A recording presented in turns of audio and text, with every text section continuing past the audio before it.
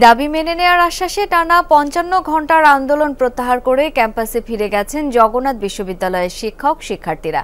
আজকের পরিস্থিতি সম্পর্কে জেনে নেব সহকর্মী আশিক মাহমুদের কাছ থেকে। আশিক, ক্যাম্পাসের আজকের পরিস্থিতি কেমন দেখছেন? ক্লাস পরীক্ষা কি নেওয়া হচ্ছে?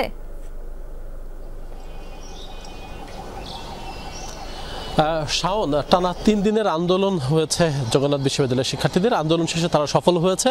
তাদের যে ৩ দফা দাবি ছিল সেটি সরকার মেনে নিয়েছে এবং তারপরেই আজকে কিন্তু প্রথম দিন তারা আজকে এই জগন্নাথ বিশ্ববিদ্যালয়ের যে একাডেমিক কার্যক্রম সেটি শুরু হয়েছে। তবে আজকে যেহেতু শনিবার, সাপ্তাহিক ছুটি থাকায় আজকে শিডিউলে কোনো ক্লাস বা কোনো পরীক্ষা নেই।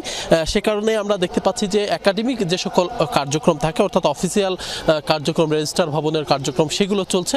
আর শিক্ষার্থীদের উপস্থিতি আমরা দেখছি খুবই কম, যেহেতু ক্লাস পরীক্ষাও ওই অর্থে নেই। সে অর্থে যাদের খুব জরুরি প্রয়োজন আছে তারা কিছু কিছু ক্যাম্পাসে আসছেন এবং আমরা কয়েকজনকে দেখছি তারা ঘোরাঘুরি করছেন, যদিও শিক্ষার্থীদের ওই ধরনের উপস্থিতি নেই। তবে যেহেতু আজকে বিশেষ ব্যবস্থাপনায়, অর্থাৎ ছুটি থাকলেও সরকারের নির্দেশনা অনুযায়ী আজকে বিশেষ ব্যবস্থাপনায় সরকারি অফিস খোলা রয়েছে, সে কারণে যারা শিক্ষক এবং যারা কর্মচারী তারা কিন্তু সবাই এসেছেন এবং সকল কার্যক্রম স্বাভাবিকভাবে চলছে। ধারণা করা হচ্ছিল যদি ক্লাস পরীক্ষা থাকতো তাহলে নিশ্চয়ই শিক্ষার্থীদের উপস্থিতিও চোখে পড়ার মতো হতো, যদিও শিক্ষার্থীদের উপস্থিতি বলতে চাই যে যেহেতু টানা আন্দোলন হয়েছে, শিক্ষার্থীরাও বেশ টায়ার্ড। সেই সব কিছু মিলিয়ে আজকে যে পরিস্থিতি, যে সর্বশেষ যে পরিস্থিতি, যে স্বাভাবিক কার্যক্রম স্বাভাবিক হয়েছে, ক্যাম্পাস খুলেছে এবং হয়তো কাল থেকে আরও স্বাভাবিক হয়ে যাবে যখন ক্লাস পরীক্ষা শুরু হবে। তো সব মিলিয়ে পরিস্থিতি স্বাভাবিক এবং শিক্ষার্থীরা কিন্তু কিছু কিছু করে আসা শুরু করেছে ক্যাম্পাসে।